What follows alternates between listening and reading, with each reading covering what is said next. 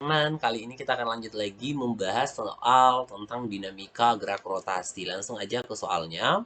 Dua buah benda digantung seperti pada gambar di bawah. Jika M1 6 kg dan M2 3 kg serta katrol pejal dengan massa 2 kg, maka perbandingan tegangan tali T1 dan tegangan tali T2 itu berapa? Jadi ini untuk tegangan talinya di soal itu udah digambarkan. Oke, ini tegangan talinya. Kita gambar lagi gaya-gaya yang lain yang bekerja, yaitu ada M1 kali G, kemudian ada M2 dikali G.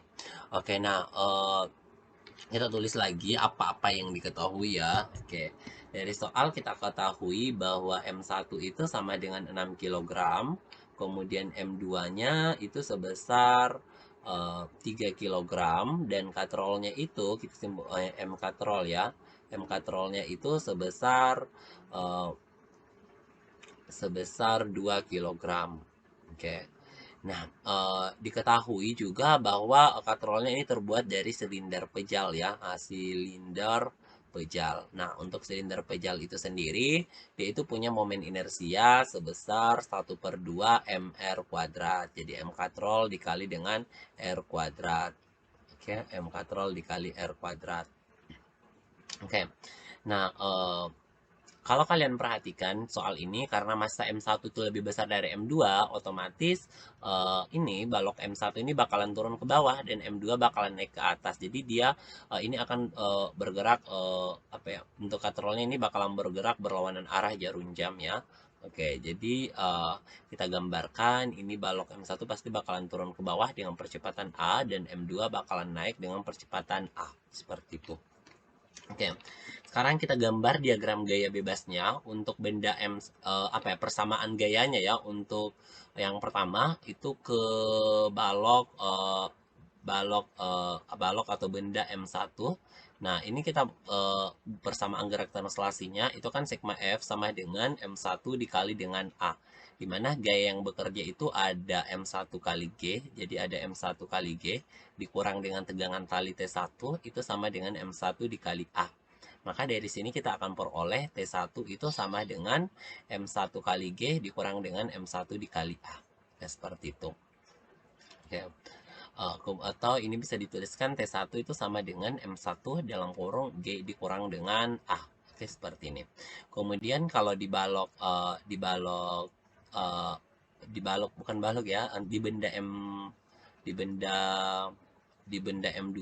Jadi kalau di benda M2 itu persamaannya sama, yaitu sigma F itu sama dengan M2 dikali dengan A. Ingat, karena di sini benda M2-nya ini geraknya naik, berarti artinya tegangan talinya yang positif ya, M2 kali G-nya yang negatif. Jadi kita bisa tuliskan seperti ini. T2, oke, T2 dikurang dengan M2 kali G itu sama dengan M2 dikali A. Oke, dari sini kita akan peroleh bahwa T2 itu sama dengan M2 dikali A ditambah dengan M2 dikali G. Atau T2-nya itu bisa dituliskan M2 dalam kurung A ditambah dengan G. Oke, kita udah dapat persamaan tegangan talinya ya, karena yang ditanya itu perbandingan antara T1 dan T2 itu sama dengan berapa. Ini yang ditanya ya. Berarti karena M1-nya udah ditahu, M2-nya udah ditahu, berarti tugas kita adalah mencari lagi berapa nilai A-nya ya. Karena untuk menentukan perbandingan antara T1 dan T2 kan gini ya, T1 banding T2. T1-nya itu kan tidak lain adalah M1 dalam kurung G dikurang dengan A dibagi dengan M2 dalam kurung G ditambah dengan A. Oke, seperti ini. Jadi tugas kita sekarang adalah mencari berapa nilai dari percepatannya. Memang kalau soalnya seperti ini tuh kita memang harus selalu menentukan berapa percepatannya. Oke, untuk menentukan percepatannya, oke, kita pakai persamaan ya sigma F-nya ya. Oke, sigma F dibagi dengan M total tapi ditambah dengan sumbangsi dari apa ya, dari katrolnya ya. Sigma F dibagi dengan M total ditambah sumbangsi dari katrolnya. Oke, jadi ini bisa kita tuliskan sigma F-nya yang menyebabkan dia bergerak sesuai dengan gerakan ini itu M1 kali G ya. Jadi kita tulisnya M1 kali G dikurang dengan M2 dikali G ya, karena M2 kali G itu melawan, dibagi dengan M1 ditambah dengan M2 ditambah dengan I per R kuadrat.